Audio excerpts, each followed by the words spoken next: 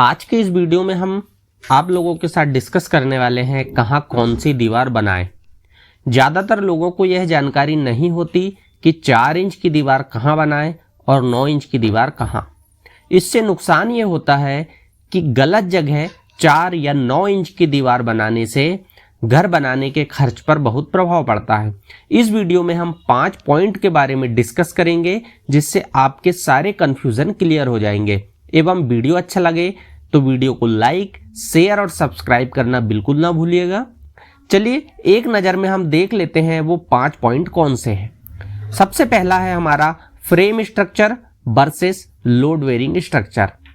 यह सब क्या होता है इसके बारे में पॉइंट टू पॉइंट हम आगे देखेंगे इस वीडियो में। आपसे रिक्वेस्ट है कि आप वीडियो में अंत तक बने रहें जिससे आपको ये सारी जानकारी क्लियर हो जाएगी और समझ में आएगी। दूसरा point outer versus inner brick wall क्या होता है, इससे स्पेस को किस तरह से हम सही कर सकते हैं ये बात करेंगे इसमें। थर्ड पॉइंट रहेगा हमारा required for electric and plumbing और फर्नीचर। देखिए जब भी आपको घर में इलेक्ट्रिक की और प्लम्बिंग की और साथ ही साथ फर्नीचर की रिक्वायरमेंट नहीं होगी तब तक ये घर नहीं होगा। तो वो क्या होगा इसमें हम वो बात करेंगे। फोर्थ नंबर के पॉइंट पर बात करेंगे हम कॉलम एंड बीम फेस के अकॉर्डिंग कि इनके फेस के अकॉर्डिंग हम किस तरीके से लेना चाहिए। और 5वें पॉइंट पर हम बात करेंगे कि इसमें कॉस्ट क्या आएगी।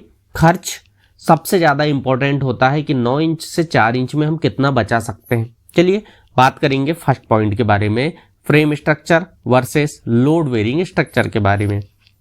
ज़्यादातर लोग जानते हैं कि आज के समय में जो घर बनाए जाते हैं वो बनाए जाते हैं फ्रेम स्ट्रक्चर पर, लेकिन इसके पहले जो घर बनाए जाते थे जो बिना बीम और कॉलम के थे वो थे लोड बेयरिंग स्ट्रक्चर। अब दोनों में डिफरेंस आपको समझ में आ गया होगा कि एक में कॉलम है और एक में कॉलम नहीं है।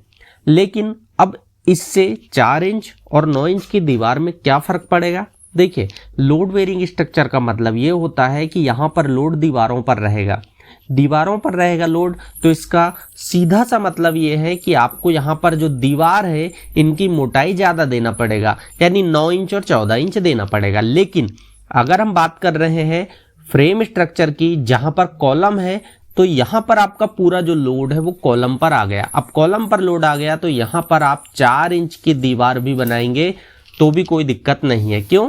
क्योंकि दीवार का काम अब सिर्फ और सिर्फ बचता है यहाँ पर एक पार्टीशन का।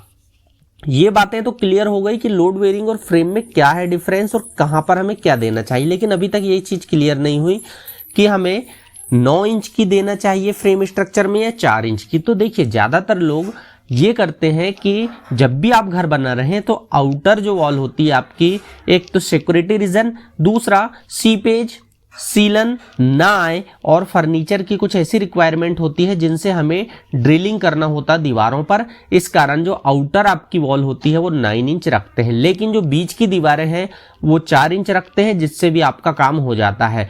तो ये बात हुई frame structure versus load bearing structure में कि आप अंदर की दीवारें 4 इंच रखें, बाहर की 9 इंच करें जो आउटर है आपकी। Point number 2 outer versus inner brick wall के कारण सीपेज। जैसे कि मैंने पहले पॉइंट में अभी आपसे डिस्कस किया कि अगर आप आउटर जो ब्रिक वॉल है आपकी वो आप 4 इंच करते हैं तो पहला तो यहाँ पर सीलन या सीपेज के चांसेस बनेंगे कि सीधा पानी के प्रभाव में आएगी दीवारें और यहाँ पर आपको गीलापन दिखाई देगा। इस कारण आउटर वर्सेस इनर वॉल में ये रहेगा कि जो आउटर है आपकी वो हमेशा 9 इंच रखें आप, और जो इनर है यानी अंदर वो आप 4 इंच रखें, कोई दिक्कत नहीं है। तीसरा पॉइंट है हमारा इलेक्ट्रिक प्लम्बिंग और फर्नीचर की रिक्वायरमेंट, मतलब इंटीरियर के अकॉर्डिंग क्या रिक्वायरमेंट होगी हमारी। अब देखिए ये पॉइंट बहुत ज़्यादा इंपॉर्टेंट है। तो इस पॉइंट में आपको ये देखना है कि जब भी हम आउटर वॉल दे रहे हैं तो वो 9 इंच दे रहे हैं, इनर जो दे रहे हैं वो 4 इंच दे रहे हैं। अब यहाँ पर होगा क्या कि जो आपकी फर्नीचर जहाँ पर आना है, यानी कि मान लीजिए किसी वॉल पर आपका सोफ़ा आ रहा है तो यहाँ पर आपको अगर रिक्वायरमेंट है पैनल वगैरह करने की या फिर यहाँ पर फर्नीचर आएगा तो उसे आप 9 इंच कर सकते हैं। जैसे कि अगर आप प्लम्बिंग के लिए कहीं आपकी वॉल हंग आ रही है सीट तो वहां पर आपको उस दीवार का 9 इंच में यूज करना पड़ेगा, जिससे वहां पर जो आप नल, डाइवर्टर, मिक्सर, बहुत सारी चीजें, शावर जो होता है उसे आप सही तरीके से फिट कर पाएं। इलेक्ट्रिक में ज्यादा दिक्कतें नहीं होती, बस एक चीज की प्रॉब्लम आती है कि बोर्ड आपके आसपास ना आए। तो ये जो रिक्वायरमेंट है इसके अकॉर्डिंग भी आपको 4 इंच और 9 इंच की दीवार देना चाहिए। 4th नंबर पॉइंट था हमारा कॉलम एंड बीम के फेस के अकॉर्डिंग।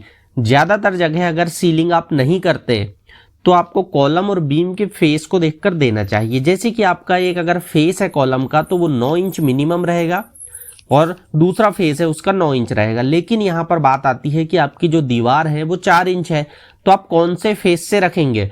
तो यहाँ पर सबसे ज्यादा इंपॉर्टेंट ये हो जाता है कि आपको दोनों फेस में जिस फेस का भी आप सिलेक्शन कर रहे हैं उस फेस को इंटीरियर के अकॉर्डिंग अगर आप मैच करें तो ज्यादा अच्छा होगा।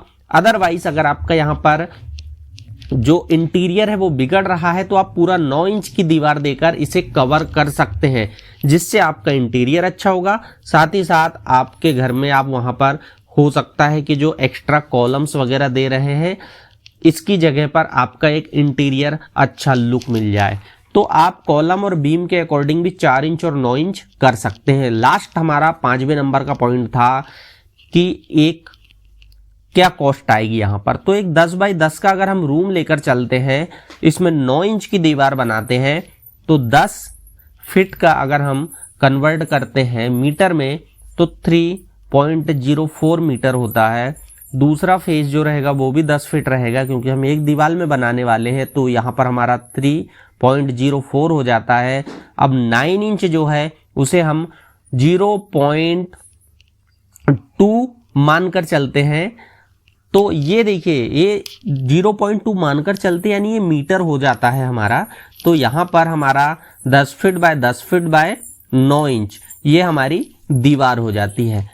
अब यहाँ पर 3.04 इंटू 3.04 इंटू 0.2 ये हमारी 0.2 थिकनेस हो गई वॉल की 9 इंच की। इस हिसाब से अगर हम कैलकुलेट करते हैं तो हमारा 1.848 क्यूबिक मीटर आता है निकल कर। और ये आप सभी जानते हैं कि एक क्यूबिक मीटर में 500 ईंट लगती है प्लस अलग से वेस्टेज।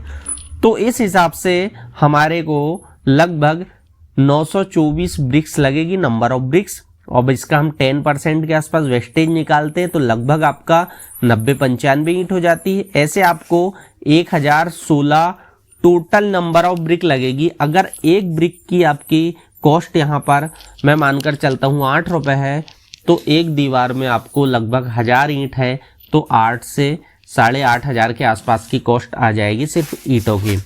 आई होप आपको इस वीडियो में समझ में आया हो कि किस तरीके से हमने कैलकुलेट किए। अब अगर आप कहते हैं 4 इंच के बारे में तो जस्ट आप इसका हाफ कर सकते हैं। 4 इंच की दीवार में इसका हाफ आपको ब्रिक, नंबर ऑफ ब्रिक लगेगा। तो ये सारी जानकारी आपको कैसी लगी आप जरूर बताएं। वीडियो अच्छा लगा हो तो लाइक, शेयर और सब्सक्राइब करना ना भूलिएगा। मिलते हैं नेक्स्ट वीडियो में किसी अन्य टॉपिक के साथ, तब तक के लिए थैंक यू, शुक्रिया।